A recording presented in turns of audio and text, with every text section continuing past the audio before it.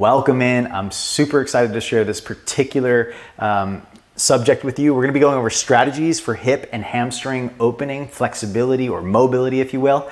And ultimately, I want to ask you, kind of take a moment to ask you to reflect what and why you would want to increase hip mobility or hamstring flexibility. Now, ultimately, hamstring flexibility is part of hip mobility. I just highlighted hamstrings because a lot of people don't realize that hamstrings are a part of the hips when they are very much a part of the hips. And we'll go over what the hamstrings do and how hamstring flexibility and hamstring strength contribute to healthy mobility of the pelvis and our legs as we walk and move throughout our day. I have a little technique a strategy or methodology for hip opening, both mobility and strength, that I'm going to be sharing with you today. Before we completely begin, a couple of announcements. I have a hip opening and hamstring flexibility immersion coming up. If you're watching this live, it starts this Thursday, which is the 3rd of June, 2021. If you're not watching this, don't worry. If you're not watching this live, don't worry. You can always purchase that after the fact, meaning all of the immersions are available for life. So you get 12 classes that are available for life. We're going to be going over postures like lotus pose, like pigeon pose, try to figure out how to avoid knee pain, eagle pose, how to gain greater access, but also greater stability and balance. Also things like fire log pose, straddle, splits called Hanumanasana. So a number of different postures. And let me quickly explain why we talk about postures within the context of yoga, because postures can be done in a very egotistical way, like trying to attain a shape. But that's not necessarily the purpose for which I share postures. The purpose for which I share postures that are challenging is not to attain the shapes, but to become really aware of your physical body. That means your muscular patterns and how you've developed your physical body from birth till now makes a difference. And those postures, each of them can tell you something about your patterns. For example, a lot of people will say well, I'm really open in the hips, but I can't do Hanumanasana, the splits pose. Or I can do Hanumanasana, but I can't do a straddle, or I can do Agni Stambhasana, fire log pose, but I can't get my leg over my head. Or I can do pigeon pose, but my knee hurts. There's all these different revelations that can happen through the yoga practice. Now, most of people, if you focus on the posture itself, then you miss the big win, the big awareness, the big revelatory moment of figuring out what is happening in your body. So rather than necessarily saying well, why can't I do this shape? What we address is, why is this shape challenging to us, and what does it reveal to us that we can work on and work with in order to develop our physical body? Meaning, can we highlight what our muscular patterns are, what's tight, what's weak, what's strong? If we can figure out all the different areas of the hips, which we're going to go over in a second, and figure out where our imbalances are, then we can work in our yoga practice to create balance in our physical body. In particular, for today, our focus is in the hips. So you have to, before we figure out how to balance out our hips, then we have to figure out, what muscles surround the hips. We already know that the hamstrings are one of them. But to make this simple, I've come up with something called the 4 quadrants of the hips. Okay, real quick before we get into the 4 quadrants of the hips and what that is, just in case you're not aware, I have 200-hour trainings online, 300-hour trainings online, and the 200-hour is about to begin on June, I believe it's the June 10th, which is next Saturday if you're watching this live. And if you're not watching this live, if you're watching this sometime after the fact, know that there are ongoing online immersions. Of course, so long as Yoga Alliance allows for the provision for online trainings, then I will be offering them. I'll also be offering them after Yoga Alliance as well. They just may not be Yoga Alliance certified if Yoga Alliance doesn't allow for online trainings moving forward, which I believe that they should, given the efficacy of how powerful the online trainings have been in producing teachers that are not only technically more proficient and more knowledgeable, but also the ability to practice the yoga teachings is easily transmitted through the online platform, which a lot of people were worried about, and I too was one of those last year, worried about, can I transmit a teaching of yoga, not just the physical, but more the emotional and the mental and the spiritual practices through the online platform. And after a year of teaching online trainings, I'm very pleased to see that not only, yes, you can transmit these teachings just like they've been passed down through books and everything else. Online is even more effective than a book, because not only do you have digital reading purposes, but also video and auditory learning, but also it's even more powerful than I've ever imagined, more powerful than many of the in-person trainings that I've personally ever taught and have ever been a part of, because of the ability to rewind video, rewatch it, to the element of quizzing, and of course video submissions. Everyone gets to practice every piece of the 200 and the 300 hour training. Whereas if you do it in person, you have a big group of people, everyone can't practice every part, because there would be no time left in the training for actual teaching, for actual learning, right, from the student perspective. In the digital world, everybody gets to practice each section and submit their videos and so on. And if you're interested in that kind of discussion, send a direct message to me on Instagram is a great place to do it. If you're watching this on YouTube, then you can send me an email, theyogimat@gmail.com. Just make sure you spell my name with 2 T's. And of course, it's the same as any of my social media handles, theyogimatt@gmail.com, and we'll have a discussion as to whether or not, if it's right for you. If it's not right for you, it can help direct you to whatever your goals are. All right, so let's get started. 4 quadrants of the hips, what are they? In real simple terms, it's the front, the back, the inside, and the outside. The fronts of the hips, the backs of the hips, the outsides, and the insides. Now that's a simplification of where all the musculature of our hips exist, okay? Now, why it's a simplification? Because not all muscles just purely exist on the outside, inside, front, and back. Some of them, like the sartorius muscle, for example, cross from the upper outer front hip across to the inner knee. So they diagonally move across the hip. Or the tensor fasciae lata, TFL, goes from the front of the hip to the side of the IT band. So it could be considered a front hip muscle, or it can be considered a side hip. However, all that, the little details aside, there is a vast majority of our muscles can be just simplified into front muscles, back muscles, outside muscles, and inside muscles. So let's go over some of them. In the front of the hip, we have the hip flexors and the quads. What do the hip flexors do? Well, we'll talk about it down here. They do hip flexion. What is hip flexion? When you bring your knee up towards your chest, the thigh coming towards your chest, that is hip flexion. The opposite of that is hip extension, which is done by the hamstrings and the buttock muscles. Okay, so the quads, one of the quadriceps is a hip flexor as well. That's called rectus femoris. So that's why when you're in boat pose, you get a cramp in the front of your quads. It's because your quads straighten the knee, but they also do hip flexion. The rectus femoris does hip flexion. So if you're straightening the knee and you're in hip flexion, that rectus femoris, that center of your quad, is going to be too short. Not too short, but more or less, as a muscle shortens, usually it gains power, but then a certain shortened position, it starts to lose power, okay? And when it loses power, it might cramp to try to do its best to still do what you're asking of it to do, okay?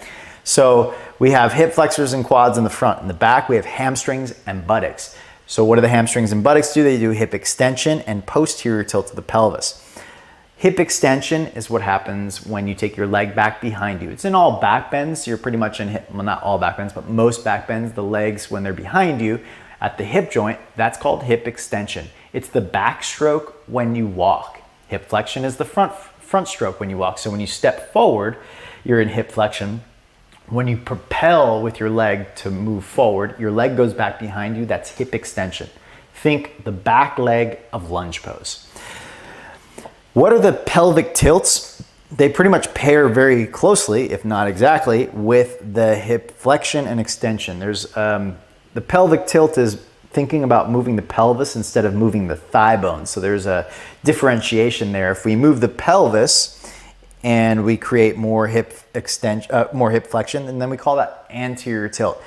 I just kind of erased something there. Where was it? extension here. So hip extension when the leg is behind you, but if the legs are fixed but the pelvis tucks underneath, that's posterior tilt. We'll go over all of this in the hips and hamstring immersion. So if this seems very academic, it is at first. What we'll do in the immersion is actually apply these terms to action so that you can feel your muscles engaging and you learn how to do these movements. We pair the movements, the muscle engagement with names. Now it's not so academic in this way because you'll just get a feeling and then we just name that feeling. You know, for example, if I say tuck your tailbone, right, what you'll start to feel is your buttock muscles activate in order to do so, potentially, depending on what your current posture is right now, okay? And so what we'll do is we'll name postures through actions. So it's very integratable, but even if you never learn all of the terminology, the ability to do so, the ability to take action in your physical body and find out how to strengthen muscles or at least areas. That's why we have the quadrants. So if you're like, I don't know the names of hamstrings and buttocks, but I know where my backside is. Great. The muscles that exist on the backside, let's strengthen them, let's lengthen them. That's where you're going to get the sensation from. Okay, so let's continue forth. We have the inside muscles. These are the adductor group. Okay, the adductor muscles, draw your legs. What is adduction? That's when your thighs move toward each other, inward.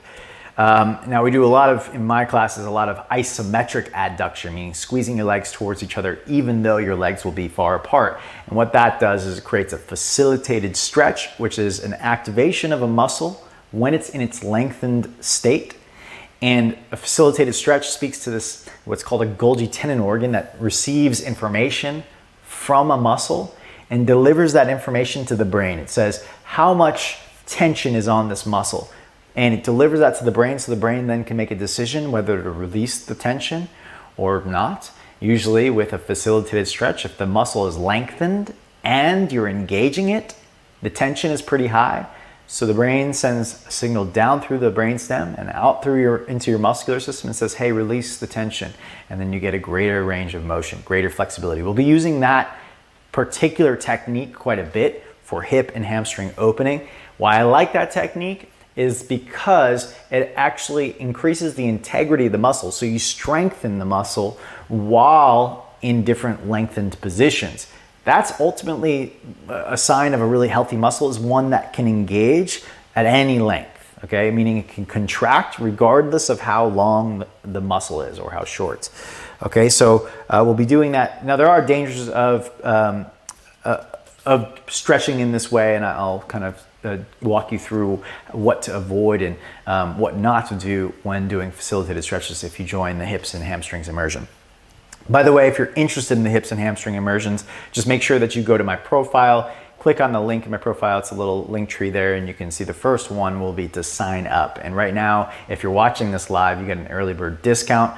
So check that link in the profile. Otherwise, if you're watching this any other date, you can just go to theyogimat.com/shop, or just go to theyogimat.com and click the shop button, and you'll find out all of the immersions that are available to you, including things like back bending, handstands, arm balances, and so on. Okay, so this one coming up, the hips and hamstring immersion, we'll be going over not only the front side, the back side, the inside, but we're also doing the outside, which are the abductor muscles, gluteus medius and minimus. And the gluteus medius and minimus, also the TFL I mentioned earlier, tensor fasciae lata. These are the muscles that draw your legs outward, that push outward. They tend to be either weak and very mobile for some, or very stable and stiff for others. And that's the case for all of these muscle groups. Most people have one of the quadrants more flexible or more strong, more stable than the others. And that presents the biggest problem. And that's how postures like Hanumanasana, like lotus pose, can reveal to you where your imbalances are, because they're not the same as mine or the next person or the next person. That's why I think the yoga practice is so important to develop awareness, because when you are aware of your particular muscular patterns, then you stop practicing in a way that's like just blanket alignment, right? But rather targeted for your body. And what we're going to do through the hips immersion is highlight what muscles, or figure out which muscles in your body are weak and help you develop strength. Okay, so no matter what your group is, And why strength? Because your weak muscles, if they are not, if you don't develop strength there, your thigh bones will start to rotate or collapse inward or outward, depending on where your weaknesses are, or forwards or backwards. And that affects the way your spine is aligned. So your low back might start getting pain. Even all the way up to your neck, you might have pain because your hips are misaligned. Also, some people have asked about knee joint. A lot of these muscles that cross the hips also cross the knee joint. So if one of these muscles is weak, that can create an unstable knee. If one muscle is maybe perhaps too tight, that can pull the knee into an instability as well. If the muscle is not strong enough, then it can't behave properly. Then you might have overcompensation of other muscles, but ultimately imbalances in the body. The body will never, of course, be fully balanced like some magical being where all of our muscles are perfectly, fine-tuned. Everyone's just as strong and as flexible. That's not the goal, but working toward a little bit of that in our body, not, some idealistic place, but just constantly seeking out what muscles are weak and strengthening them. Constantly seeking out which actions in our body. So, what actions are available: hip extension, hip flexion, hip adduction, abduction. And then I also didn't mention internal and external rotation. So those rotational, if you are able to observe which of the rotations and which of the different actions come easy to you and which ones you struggle with, this is going to be a massive help. You don't ever need to know the names of the muscles if you understand what actions are available and then which ones are hard for you. Then you work on those in many different ways, which we're going to be working on throughout the entire hips and hamstrings immersion, is how to strengthen our muscles to do all the available actions at our hips, hip joints, and our pelvic movements as well. Okay, so what that means is even if you never learn the musculature, you can still balance out your body. So you don't have to be academic minded in order to learn how to move and exist in a masterful way in your physical form. So I look forward to sharing that with you. Okay, so just to recap, our strategies for hips and hamstring opening is real simple. We're gonna both get stronger and more flexible in all of the all of the muscles that surround the hips, because balanced hips will give you the greatest range of motion, greatest mobility, the ability to move in all different directions. And that will ultimately, of course, reveal your ability to do more postures if that is your goal. But we'll be using the postures as a way to actually understand where our weaknesses lie, where our patterns are, and then we can make changes. And the result of making those changes is, of course, greater access to those big postures like lotus pose and things that are going to require great hip extension or great hip flexion like Hanumanasana, or like straddle, greater abduction, the ability to open up the legs, greater adduction like eagle pose, and or massive external rotation like Agni Stambhasana, fire log pose. So there's all these different poses that will be revealed in more. You'll have greater ability to do them, that is, when you find which muscular patterns you have and work towards balancing them. Now, I don't ever really like to play up the importance of being able to access a posture, because nothing happens if you ever get lotus pose, right? It doesn't change your life in any way, okay? But if you can find out why perhaps your body is inhibited, not able to do it, more often than not, that revelation leads to something really powerful for you in your ability to move, where your weaknesses and strengths lie. Now, to be clear, there's also things like bone structure and joint structure that may not allow for certain postures like to exist without perhaps damaging your knee or whatever. And we'll go over all of that in the immersion. So, just because you have balanced strength and flexibility and you've really worked on body awareness doesn't mean that you'll be able to get lotus pose. But oftentimes you can continue to use lotus to figure out where your imbalances are and work towards balancing them out. All right, so again, real quick, we'll be going over the 4 quadrants of the hips: front side, back side, inside, and outside, developing strength, flexibility, awareness functionality, the ability to actually move in different actions. So that is hip flexion, anterior tilt, hip extension, posterior tilt, adductions, squeezing in, abduction, pushing out, internal and external rotation. Okay, so we're going to be developing the function of our body to be able to move more freely in our hips. So I hope to have you for that immersion. Again, the link is in my Instagram profile if you're interested in joining, or go to theyogimat.com, click the shop page, you can find it there. Also the 200 and 300 hour trainings online. Again, if you're watching this live, the 200-hour training starts June 10th. If you have any questions about that, send me a direct message and we'll chat. Okay, and if you're interested in the 300-hour training, you could also just go to my website, theyogimat.com, click the 300-hour tab, learn more about that. We just launched that one, so the next one will be coming up maybe in a month or so. Or maybe probably 2 months more likely. In any case, I hope to connect with you in some way, whether it's in the hips and hamstrings immersion or one of the online teacher trainings. And I hope that this has served you super well. And I want to thank you all for tuning in live. Thanks for being here. And thanks for participating and sharing where you're from and everything. If you have any more questions, please share in a direct message to me. And I want to keep this a little bit short, so I won't be answering questions today, but happy to, I'll be posting this video on IGTV Live.